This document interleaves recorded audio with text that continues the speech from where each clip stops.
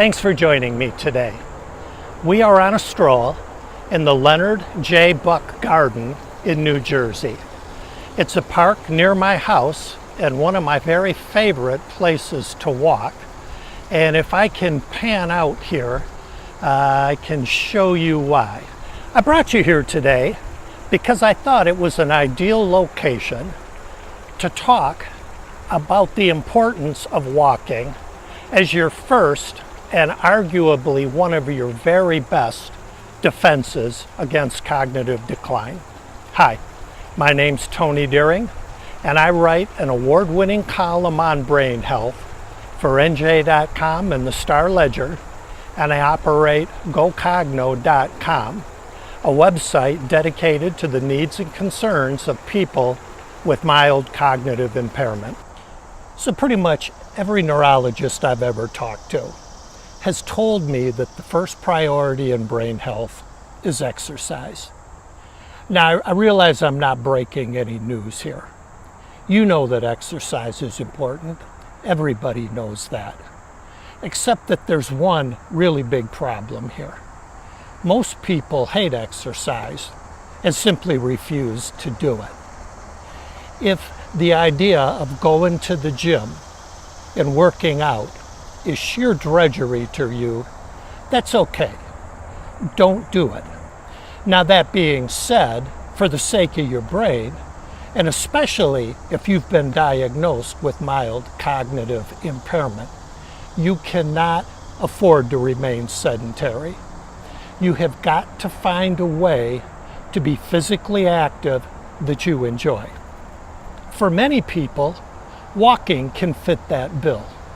Not only is it a pleasant activity, but there's actually substantial evidence that it is one of the very best ways to defend against memory loss. The Sharp Brain's Guide to Fitness says as little as 3 hours a week of brisk walking has been shown to halt and even reverse the brain atrophy that starts in a person's 40s, especially in the regions responsible for memory and higher cognition. You may be thinking, hey, walk around the block? I can do that. Most of us can. And if you want to take up that what type of a walking program, good for you. Let me just offer you a few tips to help you along the way. First, never begin an exercise program without consulting with your doctor first to make sure you're healthy enough.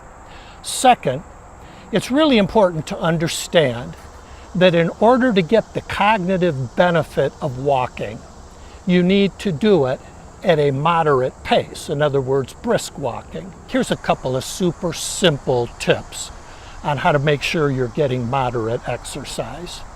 Any activity that while you're doing it, you can talk but not sing is moderate physical activity.